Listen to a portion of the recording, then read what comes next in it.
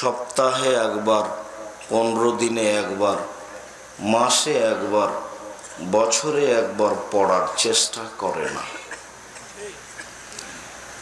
এত বড় বিশাল গ্রন্থে কি আছে? 2-1 মিনিট সেইটার কথা বলি। তার একটা কথা হবে জাহান্নাম আর জান্নাত। এত বড় বিশাল গ্রন্থে সবচেয়ে যেটা বেশি আলোচনা আছে সেইটা হলো আল্লাহর ক্ষমতা। পাতায় পাতায়, কথায় কথায়, পৃষ্ঠায় পৃষ্ঠায় খালি নিজের ক্ষমতা দেখিয়েছেন। ক্ষমতা দেখাতে গিয়ে সবচেয়ে যেটা বেশি ব্যবহার করেছেন সেটা হলো আকাশ আর জমিন। কে পারে আকাশ বানাতে, কে পারে জমিন বানাতে, কে পারে এগুলো রক্ষা করতে। কিভাবে জমিন হলো, কিভাবে আকাশ হলো, কেউগুলো ভাবতে পারে, কেউ ভাবতে পারে না। পারার মতো কোনো মানুষ নেই। এটাই হলো আল্লাহর ব্যতিক্রম ক্ষমতা। উনি যে সর্বশক্তিমান, তার মতো যে কেউ পারে না, তার একটা বড় প্রমাণ হলো আকাশ আর জমিন। কেউ পারে না আকাশ বানাতে, কেউ পারে না জমিন বানাতে। কিভাবে বানানো হলো তা কেউ ভাবতেও পারে না। উনি সবচেয়ে ক্ষমতাধর, শক্তিশালী। ওহু আলা কুল্লি শাইইন কাদির। তিনি সব কিছু করতে পারেন। এইটা দেখাতে গিয়ে তিনি দেখিয়েছেন আকাশ আর জমিন। এরপরে তিনি দেখিয়েছেন চন্দ্র সূর্য কিভাবে আসে, কিভাবে যায়। মানুষ কেন কেউ থামাতে পারে না, মানুষ কেন কেউ এর কমবেশ করতে পারে না। কিভাবে চন্দ্র আসে, কিভাবে চলে যায়, কিভাবে সূর্য আসে, কিভাবে চলে যায়, কেউ কেন ঠেকাতে পারে না। এই শক্তিকে ব্যবহার করতে কেউ পারে না। উনি সর্বশক্তিমান, তা এইটা দেখিয়েছেন কোরআন মাজিদে, কথায় কথায়, পৃষ্ঠায় পৃষ্ঠায়, পাতায় পাতায়। উনি সর্বশক্তিমান এইটা দেখাতে গিয়ে আরেকটা দেখিয়েছেন রাত দিন। কিভাবে রাত আসে, কিভাবে দিন আসে, কিভাবে রাত যায়, কিভাবে দিন যায়। কেউ কেন পারে না ঠেকাতে, কেউ কেন পারে না কমবেশ করতে, কেউ পারবে না। পৃথিবীর শুরু থেকে নিয়ে শেষ পর্যন্ত রাত দিনের কমবেশ কেউ করতে পারবে না। এটাই তার ক্ষমতা। কোরআন মাজিদে পৃষ্ঠায় পৃষ্ঠায়, কথায় কথায়, পাতায় পাতায় তিনি এগুলো দেখিয়েছেন যে আমি সর্বশক্তিমান।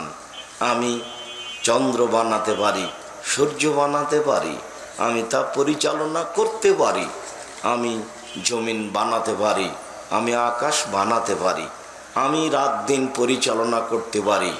এটা কেউ পারে না। আর একটা তিনি দেখিয়েছেন বৃষ্টি দিয়ে ঘাস গজানো। এটা কেউ পারে না। ঘাস নেই, সব শুকিয়ে মরে শেষ হয়ে গেছে। আমি বৃষ্টি দিলাম, ঘাস গজালাম, এইটা আমার ক্ষমতা। এটা কেউ পারে না। সাময়িক মানুষ মেশিনের মাধ্যমে পানি উঠে একটা অংশ ভিজিয়ে জমি চাষ করলো, ঘাস উৎপাদন করলো, এটা নয়। কিন্তু আসলে এটা কিছুই না। সারা পৃথিবীকে পানি দিয়ে ভিজিয়ে ঘাস গজাতে পারে কে? এইটা তার ক্ষমতা। তিনি পারেন, কেউ পারে না। আর তিনি দেখিয়েছেন এই বিশাল কোরআন মাজিদে আরো ক্ষমতা। যারা জীবনে শক্তি দেখিয়েছে তাদের তিনি ধ্বংস করে দিয়েছেন। সে আদ হোক, সামদ হোক, ফেরাউন হোক, নমরুদ হোক, সাদ্দাদ হোক, ডাকিয়ানুস হোক, যে কেউই হোক না কেন, একেবারে একাকার করে দিয়েছেন। আল্লাহ একাফ হোক বাহা, পাল্টা কেউ বিচার করতে পারেনি। আদ সামদকে ধ্বংস করে দিয়েছেন আল্লাহ, তার কেউ বিচার করতে পারেনি। ফিরআউনকে ধ্বংস করে দিয়েছে আল্লাহ, আল্লাহর কেউ বিচার করতে পারেনি। নমরুদকে ধ্বংস করে দিয়েছেন আল্লাহ, কেউ তার বিচার করতে পারেনি। পৃথিবীর কোনো প্রাণী তার বিচার করতে পারে না, এটা তার ক্ষমতা। কোরআন মাজিদে যেখানে সেখানে তিনি দেখিয়েছেন তার ক্ষমতায়। পুরো কোরআন মাজিদ প্রায় বলতে গেলে 3 ভাগের 2 ভাগই তার ক্ষমতা। এত বড় কোরআন মাজিদে কি আছে? একজন হাফেজ কোরআন মুখস্থ করলো, ওইটা কিন্তু তার জানা নাই। আমি হিফজখানা বন্ধ করতে হবে এ কথা বলিনি, তবে হিফজখানার সাথে কোরআন হাদিস ছেলেরা যেন শিখতে পারে তার ব্যবস্থা থাকতে হবে, এইটা বলেছি। তার মানে ও কিন্তু কোরআন মাজিদ কিছু বুঝতে পারেনি, ও এমনিতেই মুখস্থ করেছে। আপনার মধ্যে আর তার মধ্যে পার্থক্য হলো এই যে আপনার মাত্র নাস ফালাক, এখলাস ফালাক মুখস্থ আছে, ওর আর একটু বেশি আছে। আপনিও যেমন বুঝেন না, ওও তেমন বুঝে না, তার শিক্ষকও বুঝে না। যার কারণে ভালো মানের প্রতিষ্ঠান গড়তে হবে, বেশি পয়সা দিয়ে, ভালো দৃষ্টি দিয়ে।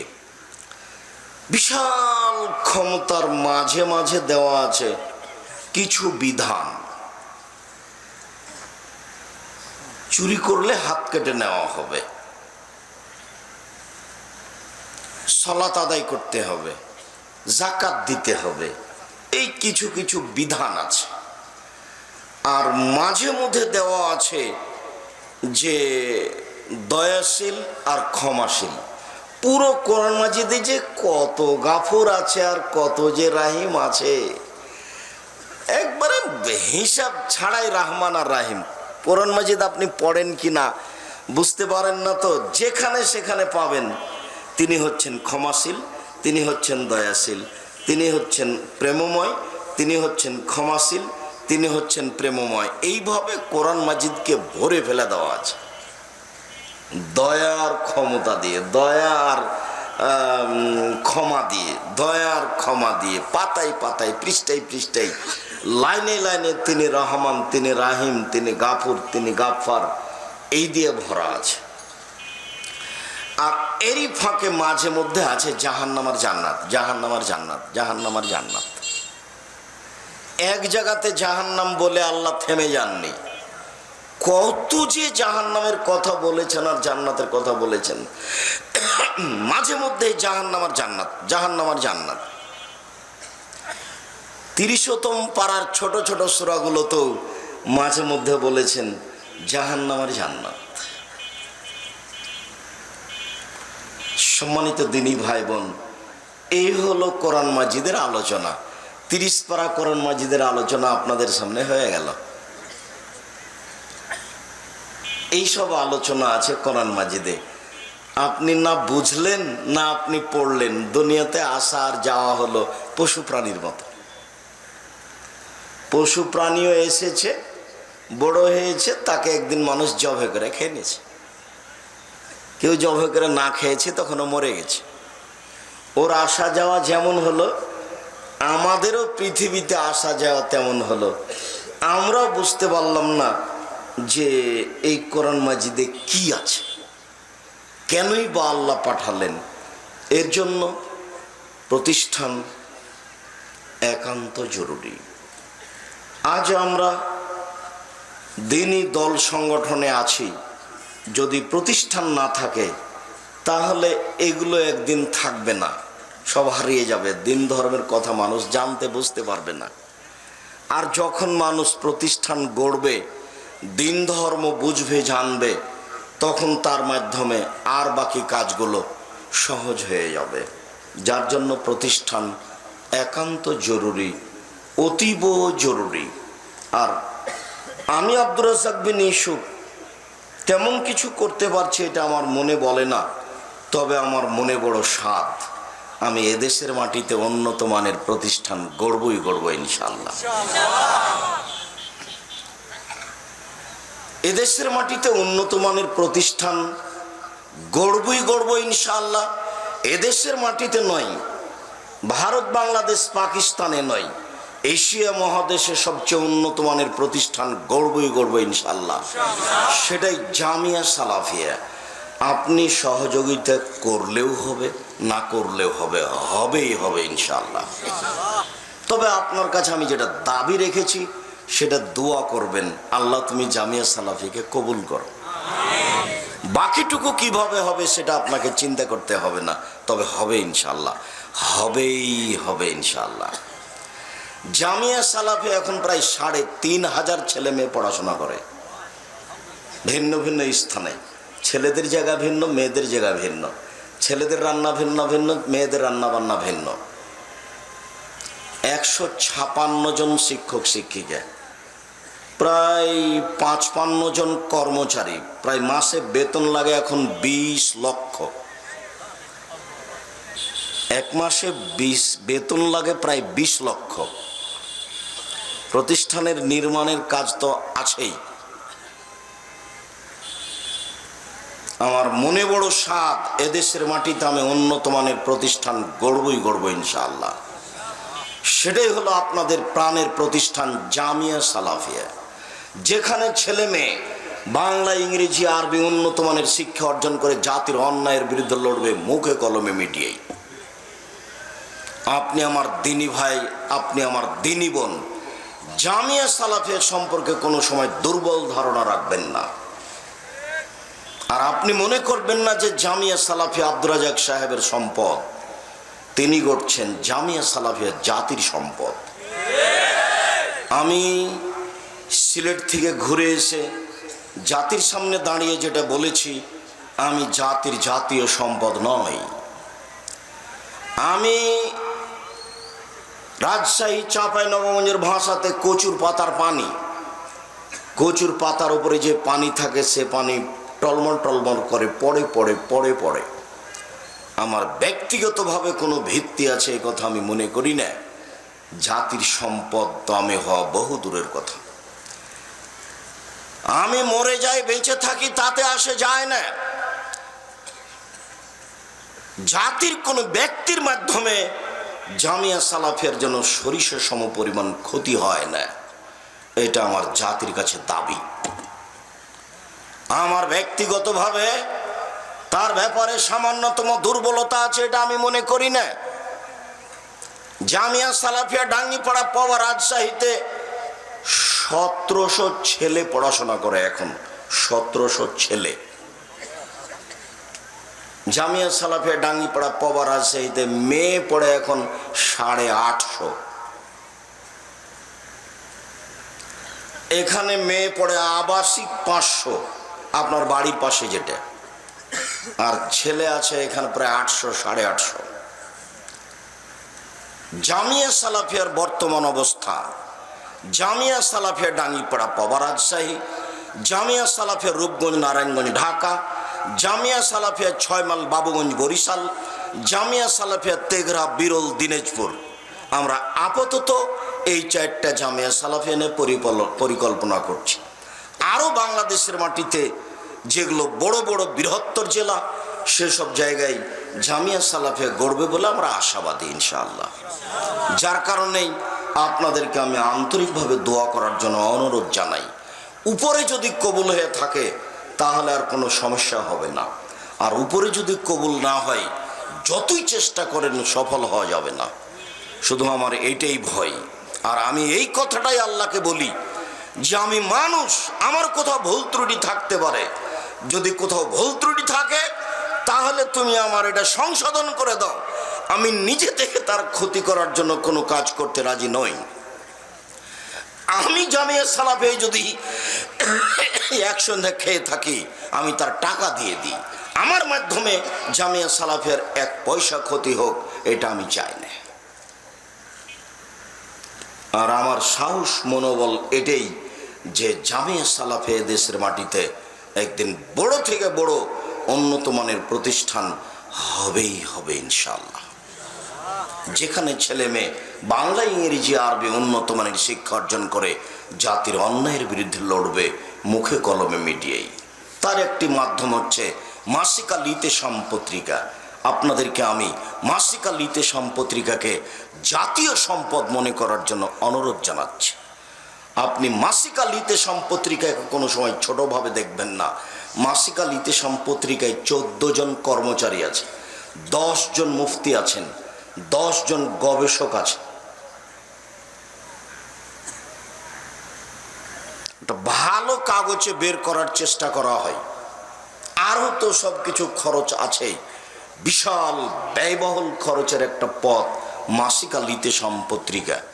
প্রত্যেক মাসে একদিন 10 জন মুফতি বসেন, কোনটা ফতোয়া চলবে চলবে না। পুরো মাস গবেষকেরা গবেষণাগারে চিন্তা ভাবনা করে যে শরীয়তকে মানুষের সামনে কিভাবে সুন্দর করে বাস্তবায়ন করা যায়। আমি খাকসার, আমি সাধারণ মানুষ, আমি প্রাণপণে চেষ্টা চালিয়ে যাচ্ছি বলে আমার ধারণা, অনুমান মর্মে সকল দিনই ভাই বোনকে প্রতিষ্ঠানগতভাবে এগিয়ে যাওয়ার জন্য অনুরোধ জানাচ্ছি। আরও যারা আপনারা এলাকায় প্রতিষ্ঠান গড়ে তুলছেন, এই প্রতিষ্ঠানের ব্যাপারে সোচ্চার হবেন। এটাই হচ্ছে এই কোরআন মাজিদকে জানার মাধ্যম। 30 পারা কোরআন মাজিদ আপনার বাড়িতে থাকলো, আপনার ছেলে মেয়ে কিছুই বুঝলো না এটা কি, তাহলে আপনার পৃথিবীতে আসা যাওয়া কেমন হলো? অথচ আমাদের উপরে অবতীর্ণ করা হয়েছে, মুহাম্মদ সাল্লাল্লাহু আলাইহি ওয়াসাল্লামের অবতীর্ণ করা হয়েছে, মানে আমাদের জন্য নয়। একজন কবি বলছেন, জব তক না সমঝে নজুলে কিতাব গিরা কো শাহায় না রাজি না সাহেবে কাশাফ। মানুষ যতক্ষণ পর্যন্ত না মনে করেছে যে কোরআন মাজিদ আমার উপরে নাজল হয়েছে, আমাকেই বুঝতে হবে, ততদিন পর্যন্ত মানুষ বড় বড় কাশাফ, তাফসিরে কাশাফ আর তাফসিরে কাবির, এসব তাফসির পড়ে বুঝতে পারবে না। নিজেকে মনে করতে হবে আমার উপরে অবতীর্ণ হয়েছে, অতএব আমাকেই বুঝতে হবে যে এতে কি আছে। সম্মানিত দিনী ভাই বোন, তারই একটা ফলশ্রুতি, জামিয়া সালাফের একটা ফলশ্রুতি হচ্ছে এই যে প্রত্যেকটা প্রতিষ্ঠানে বাৎসরিক একটা সম্মেলন আমি করতে চাই। রাজশাহীতে এবছর করলাম না, ঝামেলা বেশি মনে করে আপাতত আপনাদের বাড়ির পাশে সামনে মার্চের 4-5, সামনে বৃহস্পতিবার শুক্রবার, আমি আশাবাদী অন্তত দেখার জন্য, একটু ভালোবাসা গড়ার জন্য দেখতে যাবেন, এটা আমায় আশাবাদী। আমি আশা করছি জামিয়া সালাফিয়া রূপগঞ্জ নারায়ণগঞ্জ ঢাকা এতদিন ছিল 18-20 বিঘা জমির উপরে, আপাতত এখন আরো 10-12 বিঘা 600 শতক জমি কয়েক মাসের মধ্যে কিনবো বলে আশা করছি আমরা ইনশাআল্লাহ। 600 শতকের 200 শতক জমি হয়ে গেছে, আরো 400 শতক আমাদের জমি সামনে আছে, যেখানে বাইতুল হাম জামে মসজিদ গড়বে, ভারত বাংলাদেশ পাকিস্তানের সবচেয়ে বড় মসজিদ ইনশাআল্লাহ, যেখানে প্রায় 10,000 মুসল্লি একসাথে সালাত আদায় করতে পারবে। বাইতুল হাম জামে মসজিদ, রূপগঞ্জ নারায়ণগঞ্জ ঢাকা, এটা হবে বাংলাদেশের কেন্দ্রীয় মসজিদ। যত পৃথিবীতে বাংলাদেশে ঢাকা কেন্দ্রিক যত সঠিক আকীদার পুরুষ নারী থাকবে, তারা সময়ে সময়ে সালাত আদায় করতে যাবে তাদের নিজস্ব মসজিদে, সেটা হলো বাইতুল হাম জামে মসজিদ। হাঁটাবো হাঁটাবো রূপগঞ্জ নারায়ণগঞ্জ ঢাকা, ইনশাআল্লাহ হবেই হবে ইনশাআল্লাহ, চিন্তা করবেন না। এত বড় কাজ কিভাবে হবে এইটা টেনশন করার দরকার নাই। তাহলে যদি আপনি চিন্তা করেন, তাহলে আপনি বলেন তো বাইতুল হাম জামে মসজিদ ডাঙ্গিপাড়া পবার আছে, ওটা হলো কিভাবে? যার এখন খরচ হয়েছে প্রায় 10 কোটি টাকা। যদি আমার কথা বলেন তো আমি তো 10টা পয়সাও দিতে পারবো না। ভাই নুরুল ইসলাম হলে না হয় বলতেন আমি 50 লক্ষ দিলাম, 20 লক্ষ দিলাম, তা আমি তো 10 টাকা দিতে পারবো না, আমি তো কচুর পাতার পানি। তাহলে সেখানে 10 কোটি টাকা খরচ হয় কি করে? অতএব দোয়ার দরখাস্ত, খালি দোয়া করবেন। আর সামনে মার্চের 4-5 অর্থাৎ সামনে বৃহস্পতিবার শুক্রবার উপস্থিত হবেন, আশাবাদী আপনারা আমার দিনী ভাই বোন। সব আলোচক বিষয়ভিত্তিক বক্তব্য দিবেন। আজকে আপনারা এত মানুষ এখানে উপস্থিত হবেন এটা আমি মনে করিনি, কেননা আশেপাশেও অনেকেই জালসা বক্তব্য দেওয়ার জন্য মানুষকে ডাক দিয়েছেন, আর আমাদের দূরে পরেও আজকে অনেক বড় কেন্দ্রীয় আলোচনা হচ্ছে। এরপরে আপনারা এত মানুষ এখানে উপস্থিত, আমি তো মনে করছিলাম যে মনে হয় ফাঁকা ফাঁকা হবে। তো যা হোক, জাযাকুমুল্লাহ খায়ের, আপনাদের আমরা শুকরিয়া আদায় করি। সম্মানিত দিনী ভাই বোন, কবর যত কঠিন, কিয়ামত তার চেয়ে অনেক বেশি কঠিন। কিয়ামত যত কঠিন, জাহান্নাম তার চেয়ে অনেক অনেক অনেক বেশি কঠিন। রাসূল সাল্লাল্লাহু আলাইহি সাল্লাম বলেন, আল কবর আউয়ালু মানজিল মিন মানাজিলিল আখিরা। মরার পরে যত স্তর আছে তার প্রথম স্তর হলো কবর। ভাই নাজা মিনহু ফাবাদ আইসর মিনহু। মানুষ যদি কবরে বেঁচে যায় তাহলে বাকিগুলো সব সহজ হয়ে যাবে। আর যদি মানুষ কবরে বাঁচতে না পারে তাহলে বাকিগুলি আরো জটিল থেকে কঠিন হয়ে যাবে। কবর যত কঠিন, কিয়ামত তার চেয়ে অনেক অনেক অনেক বেশি কঠিন। কিয়ামত যত কঠিন, জাহান্নাম তার চেয়ে অনেক অনেক অনেক বেশি কঠিন। আব্দুর রাজ্জাক সাহেব, কবরের চেয়ে কিয়ামত কঠিন, জাহান্নাম কঠিন, কবরের চেয়ে কিয়ামত সহজ, এইটা একটু বুঝাবেন? হ্যাঁ, তা 1 মিনিট বলতে পারি।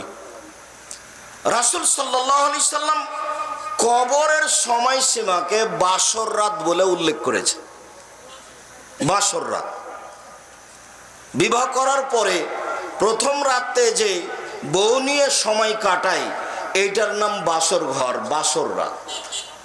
তো এইটা একটা সময় আমরা অনুমান করতে পারি যে 10টার সময় মেয়েটাকে নিয়ে আসলো, 12টা 1টা পর্যন্ত গ্রামের বাড়ি ঘর সবাই মিলে মা খালা ফুফু কথাবার্তা বলল, এবার বাসর ঘরে গেল, তারপরে ভোর 4টা পর্যন্ত থাকতে আজান হয়ে গেল।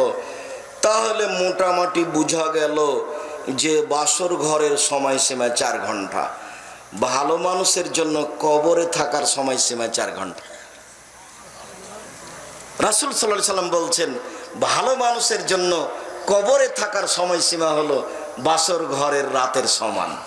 তাহলে কেউ আজকে 3,000 বছর আগে, 10,000 বছর আগে, 2 কোটি বছর আগে কবরে শুয়ে গেছে, কিন্তু যখন কবর থেকে উঠবে তখনও মনে করবে যে আহারে একটু আগে শুইলাম।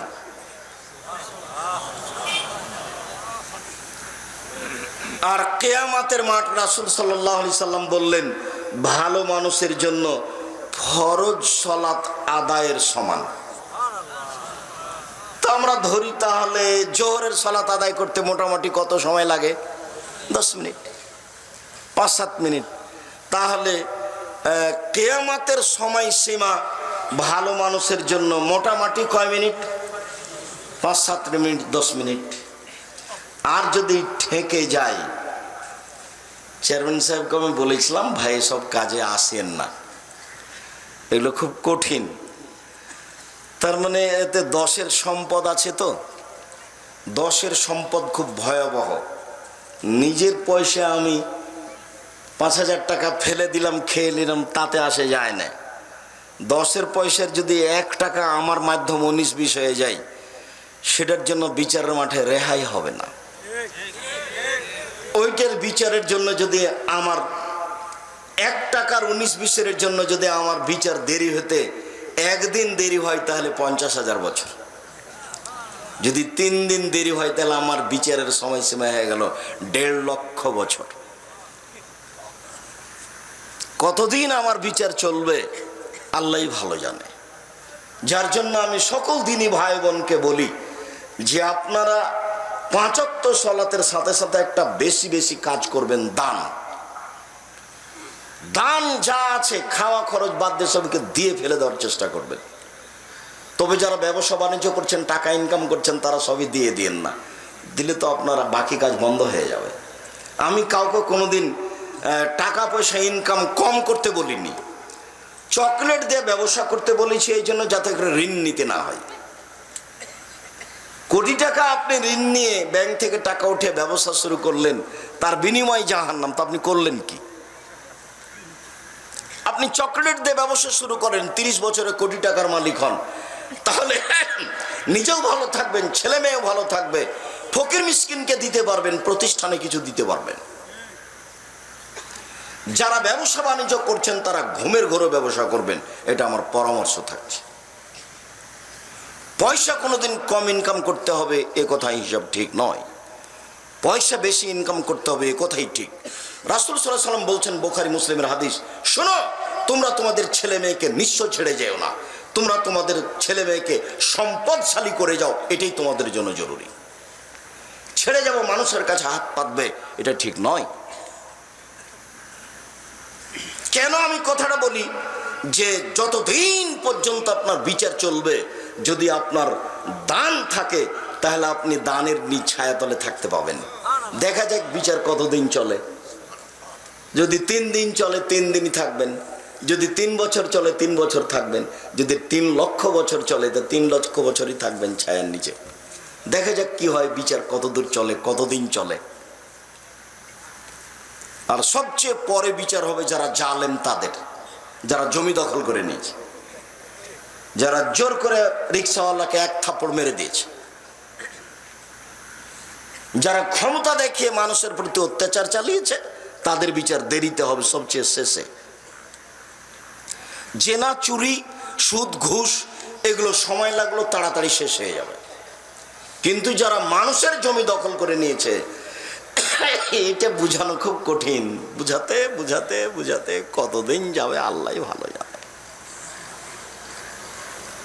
সম্মানিত দিনী ভাই বোন,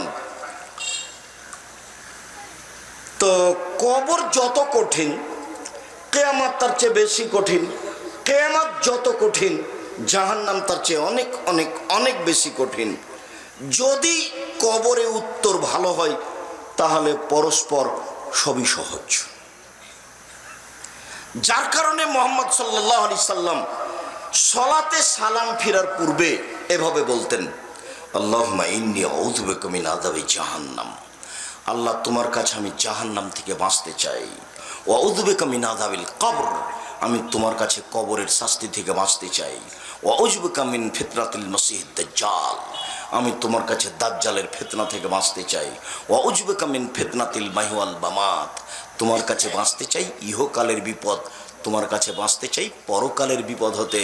ওয়া আউযু বিকা মিনাল বাসামি ওয়াল মাকরাম, তোমার কাছে বাঁচতে চাই ঋণ কর্জ হতে, তোমার কাছে বাঁচতে চাই বড় পাপ হতে, তোমার কাছে বাঁচতে চাই ঋণ কর্জ হতে, তোমার কাছে বাঁচতে চাই বড় পাপ হতে।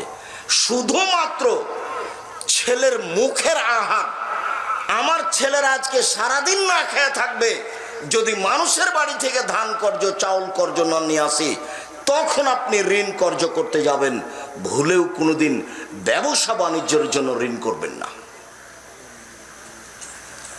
রাসূল সাল্লাল্লাহু আলাইহি সাল্লাম দিন রাত যেসব জিনিস থেকে বাঁচতে চাইতেন, তার একটা বাঁচতে চাইতেন কি থেকে বলেন তো?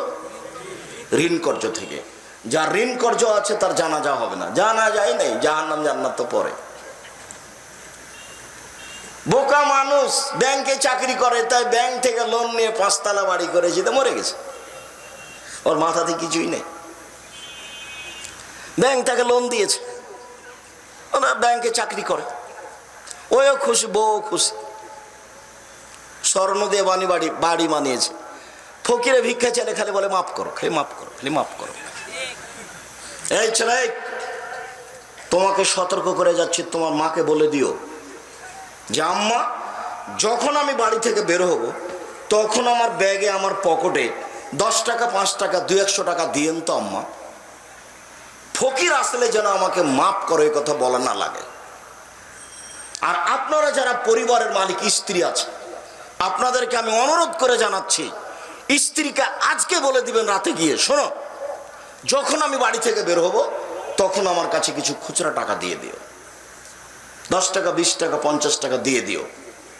আমি একটা লোকের নাম উল্লেখ করছি না আপনার সামনে, ঢাকা শহরে আমি যতক্ষণ তার গাড়িতে থেকেছি এমন কোনো সময় আমি তাকে দেখি না যে ফকির আসলেও ফিরিয়ে দেয়। যা টাকা দেয় সব নতুন। কিভাবে যে টাকা সংগ্রহ করে আল্লাহ ভালো জানে। যত ফকির আসে তাকে কোনো সময় ফিরাতে দেখি না, যা আসে সবকে নতুন টাকা দেয়, 20 টাকার নোট দেয় দেখি।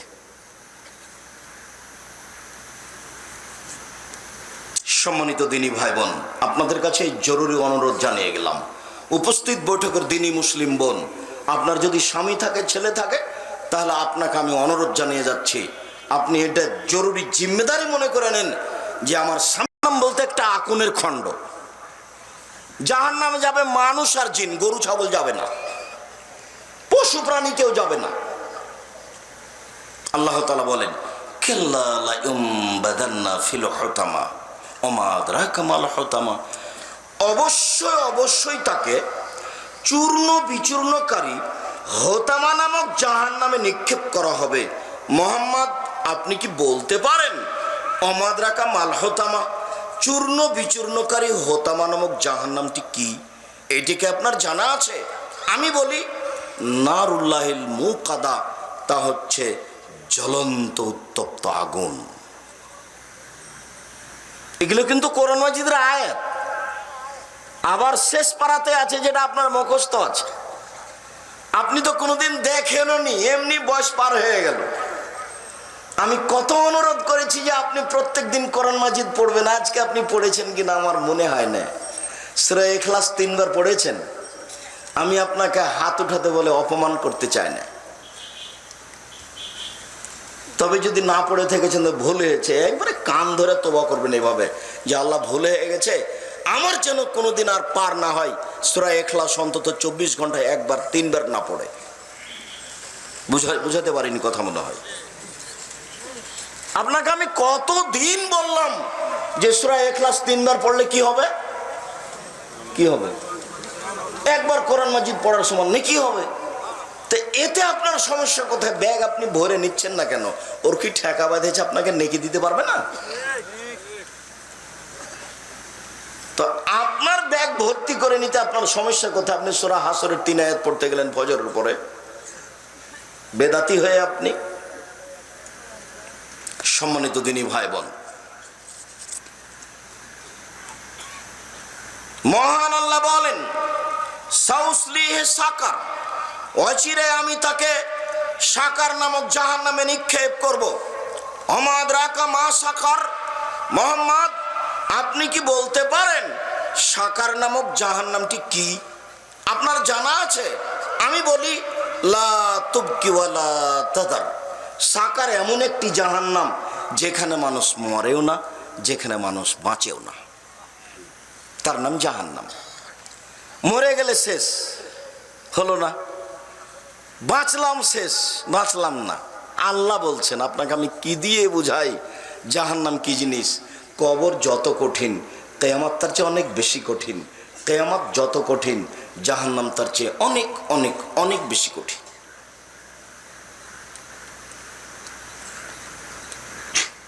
কবর বলতে বাড়ির পিছন দিকে 2.5 হাত গর্তের নাম কিন্তু কবর নয়। কবর বলতে একটা সময়। কবরে চাপ দিবে মানে ডান দিকের মাটি বাম দিকের মাটি একবারে চাপা লেগে হাড় একটার সাথে আর একটা ঢুকে একবারে জমা লেগে যাবে, আরো চিৎকার করবে বাপরে মারে করে। সারা পৃথিবীর সব কিছু তার চিৎকার শুনতে পাবে, মানুষ এবং জিন ছাড়া। আপনি মনে করিয়েন না যে তাকে কবর চাপছে, এটা হলো তার একটা শাস্তি তার আত্মার উপরে। আপনি কবর খুঁড়ে কিছু দেখতে পাবেন না, এটা স্বপ্নের মতো, আত্মা কষ্ট পাবে।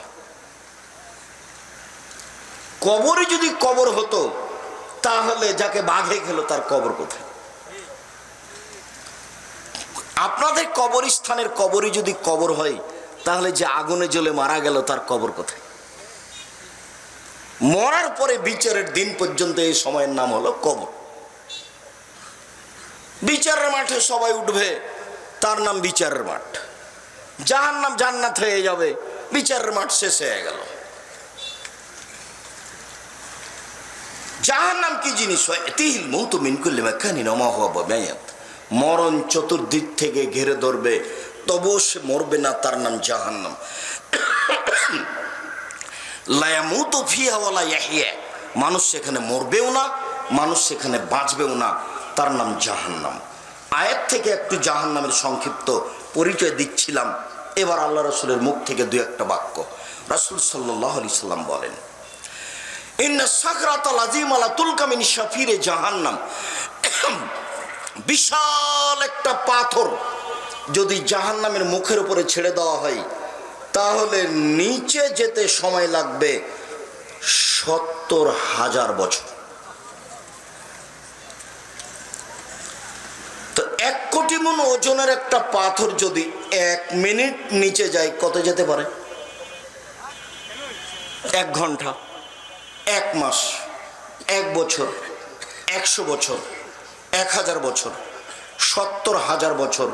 আপনাকে আমি কি দিয়ে বুঝাবো যে জাহান্নামের গভীরতা কত? জাহান্নাম কি জিনিস আপনাকে আমি কি দিয়ে বুঝাই?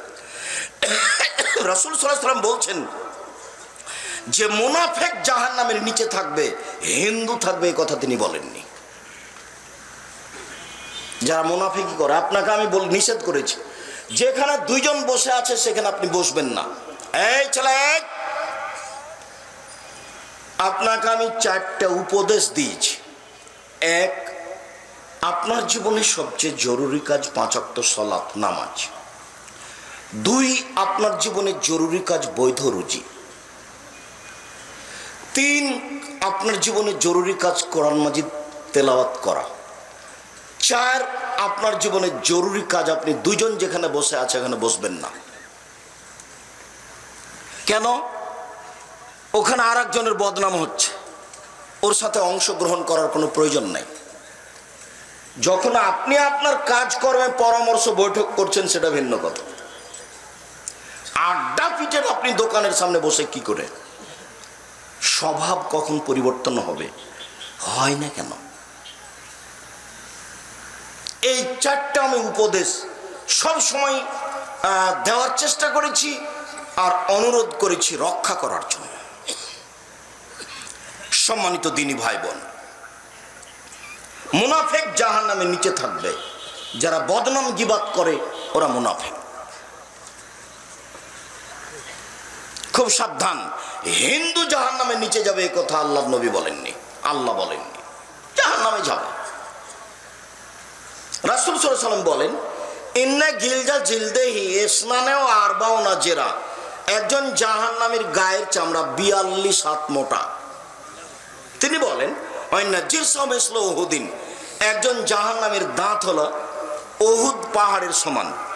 উহুদ পাহাড় হলো 4 কিলোমিটার প্রশস্ত, 8 কিলোমিটার লম্বা। নিচে কত আছে তা মানুষ জানে না।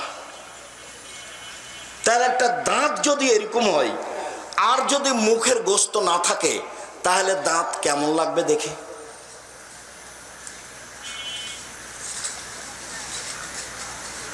আপনাকে আমি এই বিভৎস আকৃতি বুঝাতে পারি না। আপনাকে আমি অনুরোধ করেছিলাম যে আপনি মরণ একদিন আসবে, এই বইটা একটু পড়েন। আমাদের চাঁপাইনবাবগঞ্জ দেবীনগরের অঙ্কের মাস্টার আমাকে একদিন বলছেন, আব্দুর রাজ্জাক, মরণ একদিন আসবে, এটা তো কমন কথা, এই নামে বই লিখো কেন? এই নামে কেন বই লিখো? তখন আমি বললাম যে মাস্টার সাহেব আপনি একবার পড়েন তো। পরে দেখাই বলে আমি 10 বার পড়েছি, 10 বার। বই যে এমন হতে পারে এসব কথা থাকে তা আমি কোনোদিন ভাবিনি। বিস্তারিত বিবরণ দেওয়া আছে জাহান্নাম জান্নাতের, মরণ একদিন আসবেই, একটু পড়া উচিত। কত পরিশ্রম করে লিখলাম আর আপনি 100 টাকা খরচ করা ভারী মনে করলেন। মাসিকাল ইতেসাম পত্রিকা 20 টাকা দিয়ে 25 টাকা দিয়ে আপনার কাছে আসবে, এটা আপনার কাছে ভারী হয়ে গেল। জবাব আমাকে দিতে হবে না। আমি যদি কোথাও ত্রুটি করি, স্বার্থপরতা থেকে থাকে আমার, তাহলে জবাব আমাকে দিতে হবে। তবে আমি জাতির সামনে বলে যাচ্ছি, আল্লাহে আল্লাহর কসম, আল্লাহে আল্লাহর কসম, আল্লাহে আল্লাহর কসম, আমি আব্দুর রাজ্জাক বিন ইউসুফ 90 সাল থেকে নিয়ে এখন পর্যন্ত স্বার্থে কোনো বাক্য বলিনি। আমার নিজস্ব বলে কোনো কিছু নেই। আমার কাছে কোনো টাকা পয়সা হিসাব নিকাশ কিছু নেই। ছেলে মেয়ে কি খাবে কি করবে সেই চিন্তা আমি করি না। আমার দাদা আমার বাপের করেনি, আমার বাপ আমার করেনি। আমি আব্দুল্লাহ আব্দুর রহমান কি করে খাবে সেই চিন্তা আমি করি না।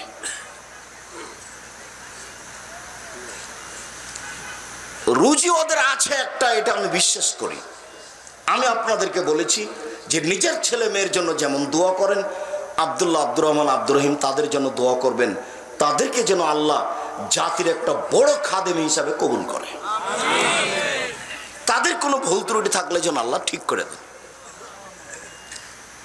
আমার জানা অনুপাতে স্বার্থ ছাড়াই তারা দিন ধর্ম শিখবো বলে মনে করছে। আর আমি তো আপনাকে বলেছি, আমি 90 সাল থেকে আজ পর্যন্ত কেউ যদি আমাকে বলে যে আপনি আমার কাছে পথ খরচ পাথেয় চেয়েছেন, এটা যদি আমার সামনে বলে দিতে পারে, আমি জাতির সামনে কোনোদিন দাঁড়াবো না। আমি চেষ্টা চালাচ্ছি স্বার্থ ছাড়াই দিন ধর্মের কিছু কাজ করা। আপনাকে আমি অনুরোধ জানাচ্ছি এইসব কাজের সাথে সহযোগিতা করা। কিছুদিন না পারলে মুখে তো বলতে পারবো যে আল্লাহ কবুল করো। এই কথাটার কার্পণ্যতা আপনি করবেন কেন? কেন করবেন?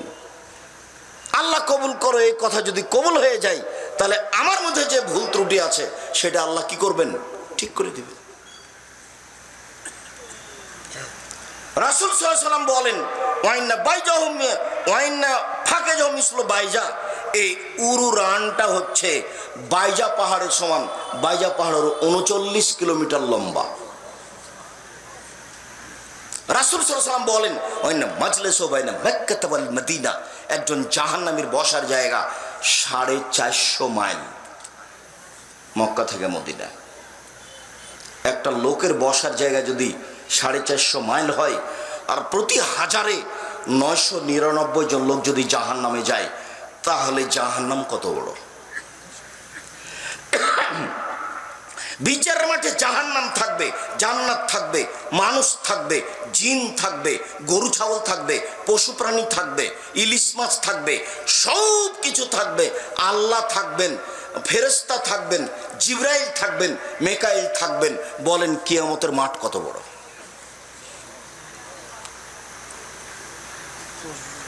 একজন জাহান্নামীর বসার জায়গা যদি 450 কিলোমিটার হয়, তাহলে 1999 জন লোক যদি জাহান্নামে যায়, তাহলে জাহান্নাম কত বড়! বিচারের মাঠে জাহান্নাম থাকবে, জান্নাত থাকবে, আল্লাহ থাকবেন, ফেরেশতা থাকবেন, মানুষ থাকবে, জিন থাকবে, পশু প্রাণী থাকবে, গরু ছাগল থাকবে, সব কিছু থাকবে। বলেন কিয়ামতের মাঠ কত বড়! আপনি তো কোনোদিন কোরআন মাজিদ পড়েন না। আল্লাহ বলছেন, ওই ইদাল আরজু মুদ্দাত, যেদিন পৃথিবীকে বড় করে দেওয়া হবে, সম্প্রসারিত করে দেওয়া হবে, যেদিন সাগরে আগুন লেগে যাবে, সাগরে আগুন লেগে যাবে, তারপরে পানি যখন শেষ হয়ে যাবে, তখন পৃথিবীকে সমতল করে দেওয়া হবে। আল্লাহ আরদিন বাইদা, মানুষকে একত্রিত করা হবে সমতল সাদা জমিনের উপরে। কোনো উঁচু নিচু থাকবে না, কোনো হিমালয় উঁচু পাহাড় থাকবে না। বিচারের মাঠ তাহলে কত বড়! একটু চিন্তা ভাবনা করা দরকার। মরণ তো চলে আসবে, বয়স তো দেখতে দেখতে এখন 60, 70, 90। এত ভাবছেন কেন? মরার প্রস্তুতি নেন, এটাই ভালো হবে। সংক্ষিপ্ত জাহান্নামের পরিচয় শেষ করলাম। জাহান্নামকে বিচার মাঠে টেনে নিয়ে যাওয়া হবে। আল্লাহ তাআলা বলেন, ও জিয়া ইয়াউমা ইদিন বে জাহান্নাম, জাহান্নামকে টেনে হেঁচড়ে বিচারের মাঠে নিয়ে যাওয়া হবে। রাসূল সাল্লাল্লাহু আলাইহি সাল্লাম বলেন, ইজা ইয়াউমাল কিয়ামা বে জাহান্নাম ওয়ালাহা সাবুনা আলফা জিমাম। জাহান্নামকে টেনে হেঁচড়ে বিচার মাঠে নিয়ে যাওয়া হবে। জাহান্নামের গায়ে থাকবে 70,000 লোহার রশি, এক একটা রশিতে থাকবে 70,000 ফেরেশতা। একজন ফেরেশতা এই গোটা পৃথিবীকে এইভাবে হাত ঢুকে উল্টে দিতে পারেন। এতগুলো ফেরেশতা টেনে জাহান্নামকে বিচারের মাঠে নিয়ে যাবেন। অবাক, জাহান্নাম কথা বলতে পারে, top top top top top top করে জাহান্নাম কথা বলবে। আপনার মোবাইলটাই কথা বলে। আপনি তো আগে অবাক মনে করছিলেন। আপনাকে আমি বলেছি, কোনো মানুষকে অপরাধী প্রমাণ না করে আল্লাহ জাহান্নামে দিবেন না। একটা প্রমাণ, আপনাকে পড়তে বলা হবে আপনার কর্ম। ইকরা, পড়ো তুমি। তখন আপনি পড়বেন আর বলবেন, মালি হাদিল কিতাব লা ইগাদিরু সাগীরাতান ওয়ালা কবীরা। কি আশ্চর্য ধরনের বই, আমার সবই কথা লেখা আছে গো। তো আপনি পড়ে দেখে নেন কত পাপ লেখা আছে। তারপরে আপনার সামনে তুলে ধরা হবে মিসকালা যারাতিন খাইরাইয়া, একবারে টিভির পর্দার মতো চলে আসবে সব কর্ম আপনার সামনে। 71-72 থেকে কি হয়েছে, টিভিটা চালু করলে সব চলে আসছে। সাদ্দামের কর্ম সব চলে আসলো, সব চোখের সামনে চলে আসলো, পুরো জীবন সব চোখের সামনে চলে আসবে, আল্লাহ বলছে। তারপরে মাটি আপনার সামনে কথা বলবে, top top top top top top করে মাটি আপনার বিরুদ্ধে কথা বলবে, আপনার কর্ম নিয়ে কথা বলবে। খুব কঠিন। মুখ বন্ধ করে দেওয়া হবে, হাতে কথা বলবে, পায়ে বলবে ঠিক বলেছ। খুব বড় বেকায়দায়। বিচারের মাঠ বড় কঠিন, কবর যত কঠিন, কিয়ামত তার চেয়ে অনেক অনেক অনেক বেশি কঠিন। কিয়ামত যত কঠিন, জাহান্নাম তার চেয়ে অনেক অনেক অনেক বেশি কঠিন।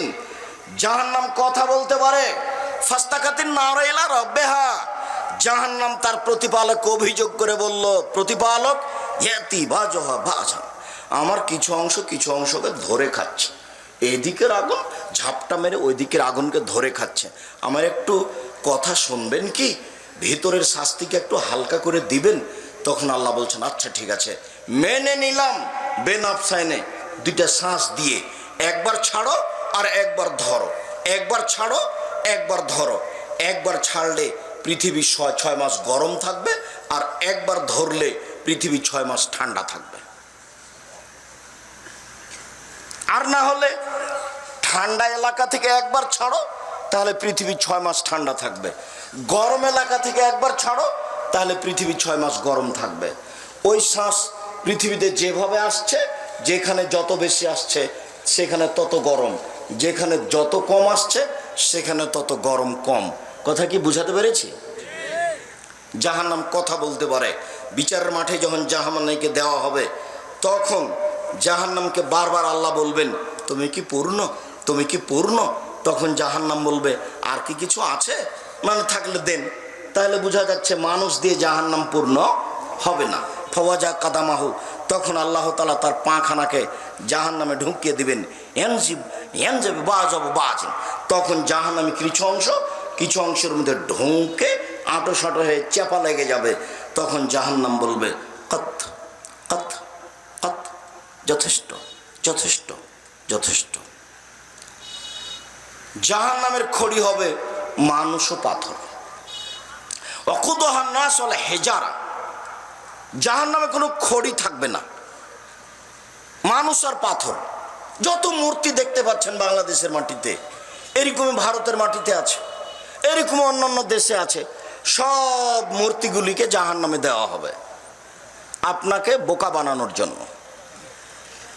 তোকে দিয়েছি, তোর নেতাকে দিয়েছি, ঠেকা বেটা দেখি। মূর্তিগুলো দিয়ে জাহান্নামকে খেপিয়ে তোলা হবে, আর আপনাকে দিয়ে, মানুষকে দিয়ে। আল্লাহ বলছেন জাহান্নামের খড়ি হলো মানুষ ও পাথর, ওখানে কোনো কয়লা নেই। জাহান্নামীদেরকে বেঁধে নিয়ে যাওয়া হবে। আল্লাহ বলছেন খুজুহু ফাগুল্লু সুমাল জাহিম সাল্লু, এদের ধরো, এদের শিকলবন্দি করো, এদের টেনে হেঁচড়ে জাহান্নামে নিয়ে যাও। ফেরেশতারা ধাক্কা মেরে ফেলে দিয়ে পা ধরে টেনে হেঁচড়ে নিয়ে যাবে জাহান্নামে। বিচারের মাঠে হাত বাঁধা থাকবে কেন? অপমান করার জন্য। বিচারের মাঠ থেকে কেউ পালিয়ে যাবে? রংপুর গায়েবান্ধা পলাশবাড়ির মুজিবুর বিএসসি বলেছিলেন আমি নিজেই হাজতে জেলে যাব, আমার হাতে যেন হাত করা না দেওয়া হয়, এটা তার মান সম্মানের ব্যাপার। তো সেদিন ইন্দিরা গান্ধীর পিছন দিকে হাত বাঁধা থাকবে, ফেরাউনের বাঁধা থাকবে, যারা বড় বড় ক্ষমতাশীল তাদের হাত পিছন দিকে বাঁধা থাকবে। তখন দেখবে অধীনস্থ জনগণ কিয়ামতের মাঠ কাকে বলে। পিছন দিকে হাত বেঁধে ধাক্কা দিয়ে ফেলে দিয়ে ছেঁচড়ে জাহান্নামে নিয়ে যাওয়া হবে। কোরআন মাজিদের আয়াত। জাহান্নামের উল্লেখযোগ্য শাস্তি হলো আগুন। সর হুকুম সৌদা, আগুনের পাহাড় থাকবে, উঠতে বলা হবে, নামতে বলা হবে। কুল্লমান আরজাই জলুদহুম বাদাল্লাহম জলুদান গায়রাহা, একবার জ্বলে গেলে আবার ঠিক করা হবে, আবার জ্বলে গেলে আবার ঠিক করা হবে। প্রতি 24 ঘন্টায় 70 বার আপনার চামড়াকে জ্বালানো হবে আর ঠিক করা হবে। জাহান্নামের আগুন থাকবে মানুষের কারো কারো টাকনু পর্যন্ত, কারো হাঁটু পর্যন্ত, কারো কোমর পর্যন্ত, কারো নাক পর্যন্ত, আর কারো শুধু জুতা থাকবে জাহান্নামের, আর কোথাও কিছু থাকবে না। বলেন তো কার? মুহাম্মদ সাল্লাল্লাহু আলাইহি সাল্লামের চাচা আবু তালেবের। চাচা বলেন, আপনি লা ইলাহা ইল্লাল্লাহ বলেন, বিচারের মধ্যে কি করা লাগে আমি একটু দেখে নিব। আপনি বলেন না চাচা। তখন আর সবাই বলছে ধর্মের বদনাম করে যাবেন মরার কালে, বলিয়েন না। তখন বললো যে তাহলে থাকবেটা, আমি যে ধর্মে ছিলাম সেটাই থাকলাম। মানে কিছু যে বলবেন এইটারই পথ হলো না। লা ইলাহা ইল্লাল্লাহ ও বললে বাকিটুকু সমস্যা আল্লাহর নবী দেখে নিতেন, কিন্তু দেখার মতো আর কোনো সুযোগই থাকলো না। বলো তোমার কিছু থাকলে তো আমি করবো, তোমার যে কিছুই নাই গো। আল্লাহ রাসূল বলছেন যে আল্লাহ, আমি আমার মায়ের কবরে, আমার মায়ের জন্য ক্ষমা চাইতে চাচ্ছি, ক্ষমা চাইবো আপনার কাছে। না না না না না না, তোমার মায়ের জন্য তুমি আমার কাছে ক্ষমা চাইও না। তখন আমাদের নবী বলছেন তাহলে আমার মায়ের কবর দেখতে যাবো। তা দেখতে যাও, তোমার মায়ের ব্যাপার আমাকে বলতে পারো না যে আল্লাহ আমার মাকে ক্ষমা করেন। মানে পথই নাই। পথ কি দিয়ে শুরু হয় বলেন তো? লা ইলাহা ইল্লাল্লাহ, আশহাদু আল্লা ইলাহা ইল্লাল্লাহ ওয়া আশহাদু আন্না মুহাম্মাদুর রাসূলুল্লাহ। এটা হলো পথ। শিরক করে এই পথ যেন কেটে না যায়। খবরদার শিরক করবেন না, সমাজের এসব কাজে যোগ দিবেন না। সম্ভবপর বেঁচে থাকার চেষ্টা করবেন। ভারত, বাংলাদেশ, পাকিস্তানে শিরক আছে বিপদ সীমার উপর দিয়ে। যেখানে ঢুকবেন সেখানেই শিরক, যেখানে যাবেন সেখানেই শিরক। বেটা তুমি যতই অন্যায় করো, তুমি মনে রেখো মূর্তি ভাঙার আদেশ, কবর ভাঙার আদেশ আমি বলিনি। আমি বলেছি এই কথা, বাংলাদেশের মাটিতে যদি হিন্দু হিন্দু ধর্মের কথা বলতে পারে, বাংলাদেশের মাটিতে যদি ইহুদি ইহুদি ধর্মের কথা বলতে পারে, বাংলাদেশের মাটিতে হিন্দু যদি হিন্দু ধর্মের কথা বলতে পারে, আমি আব্দুর রাজ্জাক বিন ইউসুফ বাংলাদেশে হাদিসের অনুবাদ করতে পারি। এতে যদি আমি অপরাধী বলে গণ্য হই, তাহলে আমি 1 নম্বর আসামি নই। 1 নম্বর আসামি হলেন মুহাম্মদ সাল্লাল্লাহু আলাইহি সাল্লাম, আমি হলাম 2 নম্বর আসামি। এই কথা আমি বলেছি। তিনি আদেশ করেছেন, আমি অনুবাদ করেছি। তিনি আদেশ করেছেন, আমি অনুবাদ করেছি। তিনি বলেছেন, শোনো আলী, তুমি ছাড়বে না কোনো উঁচু কবর, সবকে ভেঙে সমান করে দাও। ছাড়বে না কোনো ছবি মূর্তি, সবকে ভেঙে খান খান করে দাও। হাদিস তো মুসলিম। দেখি কোন মায়ের বেটা এর উলট পালট করতে পারে তর্জমা। আমার মরা পর্যন্ত সময় থাকলো। এটা হাদিস। নাহা রাসূলুল্লাহ সাল্লাল্লাহু আলাইহি সাল্লাম আইজাসসাল কবর। রাসূল সাল্লাল্লাহু আলাইহি সাল্লাম কবর পাকা করতে নিষেধ করেছেন। ওয়াকাদ আলাইহি, কবরের উপরে বসতে নিষেধ করেছেন। ও নাহা ইয়াকতুব আলাইহি, কবরের উপরে কিছু লিখতে নিষেধ করেছেন। রাসূল সাল্লাল্লাহু আলাইহি সাল্লাম টোটালি কবর পাকা করতে, কবরের উপর গম্বুজ করতে, কবরের উপরে কিছু লিখতে নিষেধ করেছেন। তিনি বলেছেন, লা তুসাল্লু আলাল কবরে ওয়ালা তুসাল্লু ইলাইহা ওয়ালা বাইনাহা, তোমরা কবরের দিকে মুখ করে সালাত আদায় করো না, কবরের উপরে সালাত আদায় করো না, কবরের পাশে সালাত আদায় করো না। সব সহিহ হাদিস।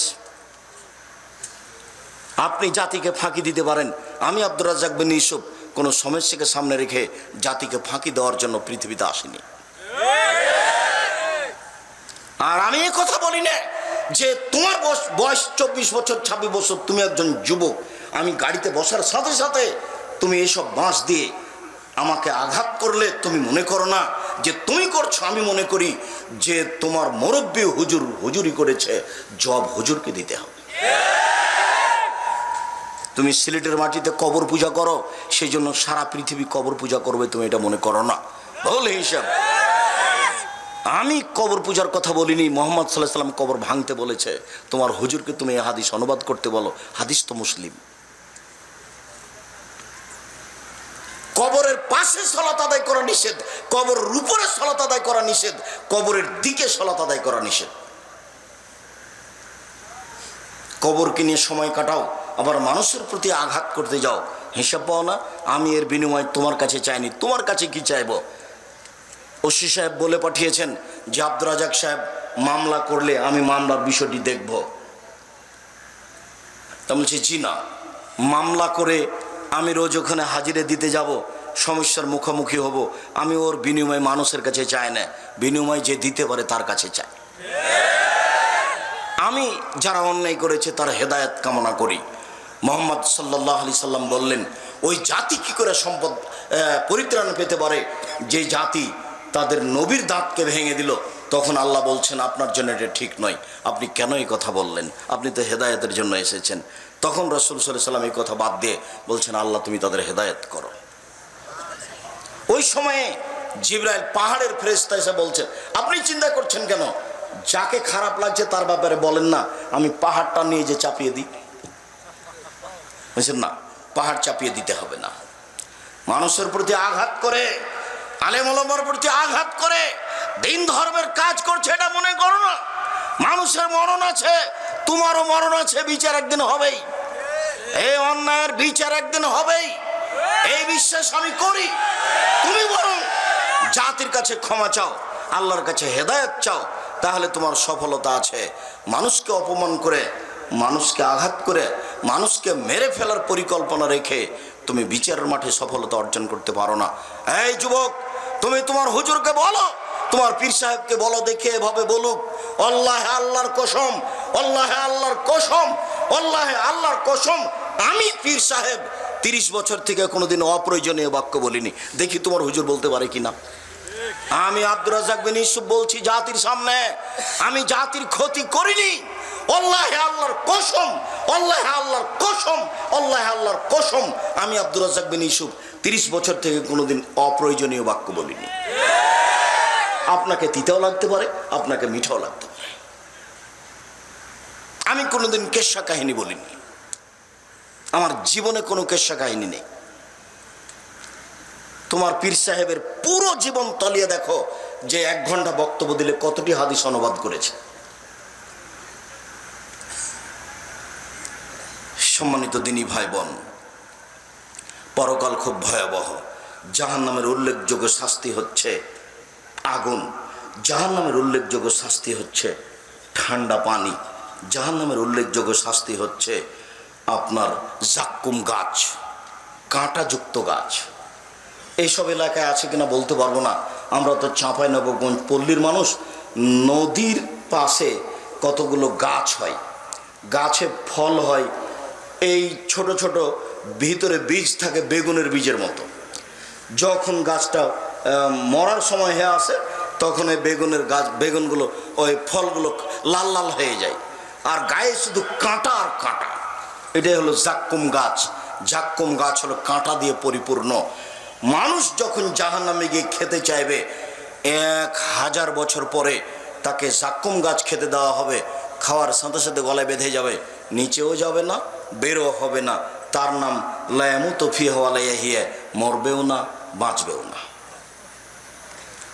পানি চাইবে তখন 1000 বছর পর পানি দিবে, সেটা আবার পানি নয়, দাগুসাতিন, সেটা হলো রক্ত এবং পুজ। রক্তপুজ কোথায় পাওয়া যাবে? একটু আগে তার গায়ে আগুন লাগিয়ে দেওয়া হয়েছে জাহান্নামের আগুন দিয়ে, তখন ওই শরীর থেকে ঝরঝর ঝরঝর করে এসে গোস্তমাংসগুলো ঝরে পড়েছে। এগুলো আল্লাহ ধরে রেখেছেন ফেরেশতা দিয়ে। একটু পরে যখন পানি চাইবে তখন এগুলো তাকে খেতে দেওয়া হয়। এগুলো আবার অত্যন্ত গরম, এত গরম আপনাকে আমি কি দিয়ে বোঝাই। ফাসুকুমান হামিমা ফাকাত্তাওয়াহুম, যখন আমি গ্লাসটা আপনি মুখের পাশে নিয়ে আসবেন, পিপাসার তাড়নায় নিয়ে আসার সাথে সাথে নিচের ঠোঁটটা নাভিতে চলে যাবে, উপরের ঠোঁটটা উপর দিকে চলে যাবে। পলিথিন কাগজের কাছে, পলিথিনের কাছে আগুন নিয়ে গেলে ও আগুন জ্বলে যায় না জড়ে যায়? জড়িয়ে যায়। এটা জড়িয়ে যাবে, আর পানিটা মুখে দেওয়ার সাথে সাথে সব গোস্ত ঝরে পড়ে যাবে, শুধু হাড্ডিটা খালি দাঁড়িয়ে থাকবে, হাড্ডি শুধু। আপনাকে আমি বুঝাতে অক্ষম জাহান্নাম কি জিনিস, জাহান্নাম কেমন জায়গা। জাহান্নামে সাপ থাকবে উটের সমান, একবার দংশন করে 40 বছর ব্যথা থাকবে। জাহান্নামে বিচ্ছু থাকবে গাধার সমান, একবার দংশন করলে 40 বছর ব্যথা থাকবে। জাহান্নামের হাতুড়ের নাম হলো মাকামে, আর কবরের হাতুড়ের নাম হলো মিত্রাক। কবরের হাতুড় বলতে যারা কাঠমিস্ত্রি হাতুড় ব্যবহার করে, কাঠমিস্ত্রি দেখেননি, এদের কাছে একটা হাতুড় আছে। আর যারা চাঁপাইনবাবগঞ্জ রাজশাহী থেকে আপনাদের এলাকাতে গরুর গাড়ির চাকা বানাতে আসতো, তাদের কাছে হাম্বল, তারা ওই চাকার বাহির দিক থেকে একটা কাঠ ঢোকাতো, সেটা নাম হাম্বল। আজও রাস্তাঘাট যারা ভাঙাচোরা করে তারা ওই হাম্বল ব্যবহার করে।